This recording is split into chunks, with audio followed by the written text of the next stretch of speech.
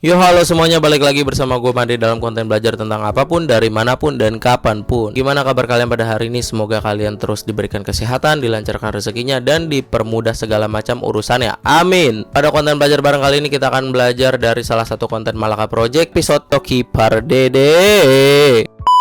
Tapi sebelum itu jangan lupa subrek agar gue bisa terus memberikan insight positif kepada kalian dan kita bisa sama-sama belajar bareng dan berkembang bareng setidaknya 0,01% di setiap harinya. Buat yang nggak tahu Malaka Project itu siapa dan apa gitu ya, jadi mereka itu intinya adalah Avengers Indonesia yang berkumpul untuk mencerdaskan kehidupan bangsa dari berbagai macam generasi, tertujunya khususnya untuk generasi-generasi selanjutnya. Dan yang nggak tahu Toki Pardede itu siapa, intinya dia adalah cowok yang suka MMA.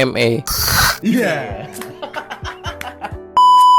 Nah, sebelum itu gue pengen nanya dulu ke kalian bahwasanya kalian tuh lebih suka pendapat influencer yang ada di sosial media, siapapun itu, ataupun pendapat para pakar? Kalau gue pribadi, misalkan ditanya pilih mana, tergantung konteksnya. Contoh, kalau gue mau informasi seputar kesehatan, pasti gue dengerin para pakar. Tapi kalau misalkan gue hanya ingin informasi seputar tips FYP, misalkan begitu, gue kan ngikutin influencer. Dan influencer atau konten kreator ini kan juga tergantung ya, mereka ini bahas apa, personal mereka kayak gimana, kapasitas mereka sebanyak apa gitu. Oke, langsung aja masuk ke inti videonya, dimana Coki Pardede ini menjelaskan kenapa sih banyak pakar yang tidak didengar. Intinya ada 3 poin yang bisa kita pelajari dari konten tersebut. Yang pertama, kenapa para pakar ini tidak banyak didengar atau memang sulit banget untuk didengar? Karena tidak relevan dengan audiensnya. Jadi kalau menurut Coki Pardede, dari segi komunikasi sebagai seorang influencer gitu ya, kenapa sih para pakar itu tidak mendapatkan angka sebesar influencer meskipun penjelasannya benar? Itu gimana? Maksudnya tuh gini, jadi biasanya banyak pakar menganggap suatu hal yang dia sampaikan ini penting, bermanfaat, dan penonton mereka itu harus wajib dengerin mereka karena ini tuh penting gitu. Jadi kebanyakan para pakar ini menganggap apa yang di kepala dia ini adalah urgent, adalah penting. Kalau memang orang-orang tidak menonton, maka orang-orang tidak akan bisa menjadi pribadi yang cerdas gitu kan. Kira disampaikan aja tuh ke kalian semua, ke kita semua. Masalahnya kita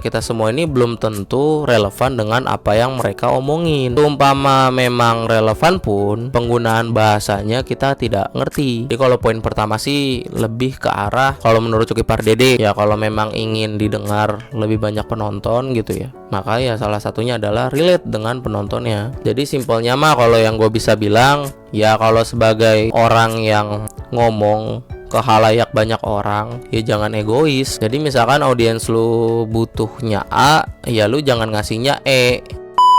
Poin selanjutnya dari Coki Pardede menjelaskan tentang hal itu adalah lebih memprioritaskan parade kata dibandingkan struktur logika. Repot. Jadi karena memang para pakar ini sangat amat ahli, akhirnya beragam macam kata itu pasti tingkatannya tinggi, dan berbagai macam argumen itu sering banget dikutip dari A sampai Z, yang dimana kita tidak tahu tuh sebagai audiens A sampai Z ini siapa, kagak kenal tuh kita tuh. Nah berarti simpelnya kalau kata Coki adalah mereka itu cenderung lebih suka menggunakan berbagai macam kata yang rumit, berbagai macam statement dari para ahli lainnya dibandingkan dengan inti pesannya tuh apa. Jadi karena terlalu bertele-tele dari A sampai Z, balik lagi ke A, terus loncat ke F, terus abis itu ke Z lagi, dan lain sebagainya gitu. Akhirnya kita para audiensnya yang memang kualitas kognitifnya di bawah mereka, itu kita nggak ngerti mereka ngomong apa. Jadi kalau kata Coki mah ya simpelnya gini deh, ya kalau memang ingin menjelaskan berbagai macam hal rumit kepada masyarakat luas, ya berarti lu harus menggunakan bahasa yang gampang dimengerti oleh masyarakat luas.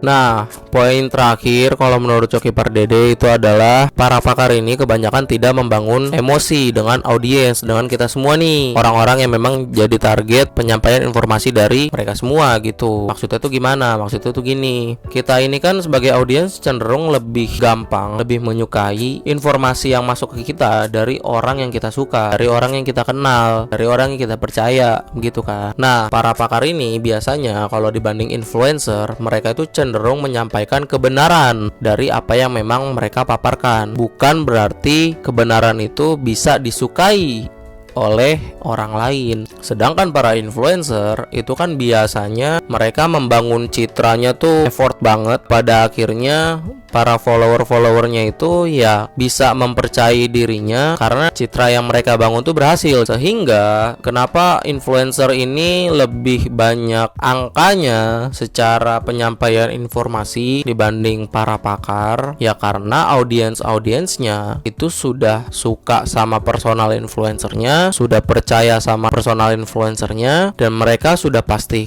kenal sama influencernya dari berbagai macam konten yang mereka tonton pada influencer tersebut. Sedangkan kalau para pakar, sesuai poin 2, mereka itu terlalu punya database yang banyak, mereka punya pemahaman yang banyak, punya literatur yang banyak, sehingga penggunaan kata atau diksinya itu benar-benar mewah, berada di level yang tertinggi, sampai melupakan kita para audiensnya yang memiliki kognitif pasti di bawah mereka. Maka kita para audiens lebih cenderung mengenal influencer dibanding para pakar, yang dimana kita nggak tahu tuh secara personal branding kayak gimana, kutipan-kutipan yang diungkapkan oleh orang lain dari apa yang memang mereka omongkan. Nah, kita kagak tahu itu siapa, kita kagak kenal tuh, ya kan, rupanya kayak gimana, orangnya tuh seperti apa.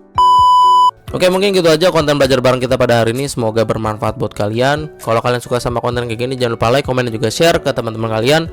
Agar apa? Agar kita semua bisa berkembang bareng setidaknya 0,01% di setiap harinya. Dan seumpama kalian ingin request gua membahas konten tentang apa, silahkan komen aja di video ini atau video-video gue yang lainnya. Pasti gua akan balas dan gua akan mempertimbangkan apakah memang itu bisa gua realisasikan atau enggak. Tentunya dengan kapasitas gua sendiri ya. Kalau memang enggak, yang gua nggak akan buatin gitu aja. Oke, gua Made Harga pamit, salam positif.